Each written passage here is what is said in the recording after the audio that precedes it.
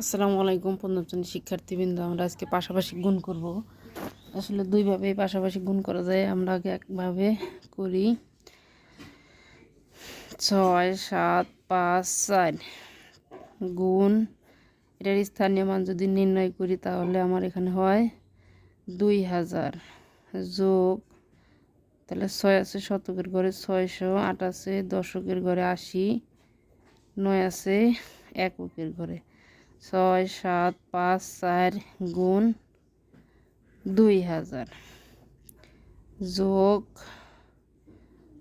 6 7 5 4 গুণ 600 যোগ 6754 গুণ 80, 6754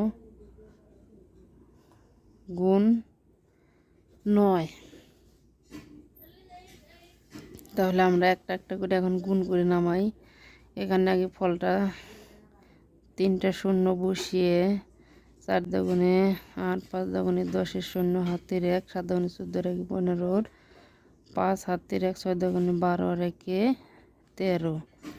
এখন এই যোগ আবার এই শূন্য দুটো ডান পাশে বসিয়ে নিই। 4 6 24, 4 হাতে আমার 2, 5 6 30, 2 32, 2 হাতের 3, 5 7 6 7 42 আর 3 43 44 45 46 42, 6 7 42 আর 3 45,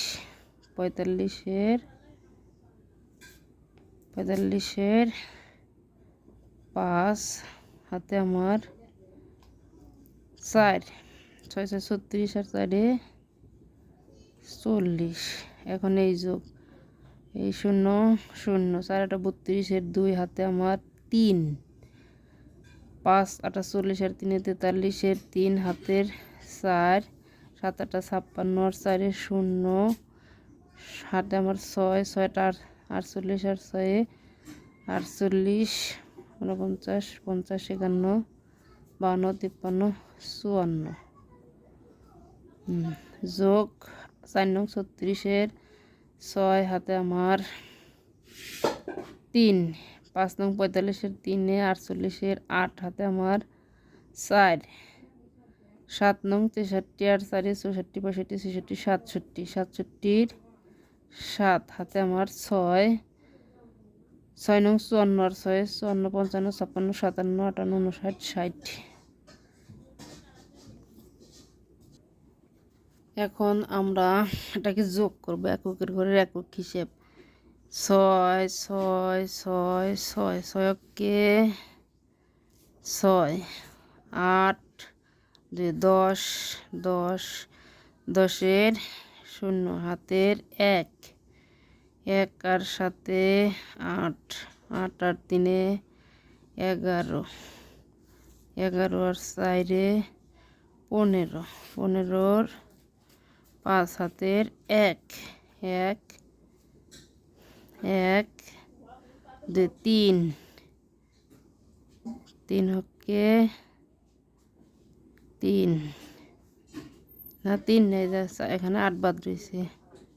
3 আর 8 11 1, 11 1 হাতের 1, 1 আর 6 7, 7 আর 4 7 8 9 10 11, 11 আর 5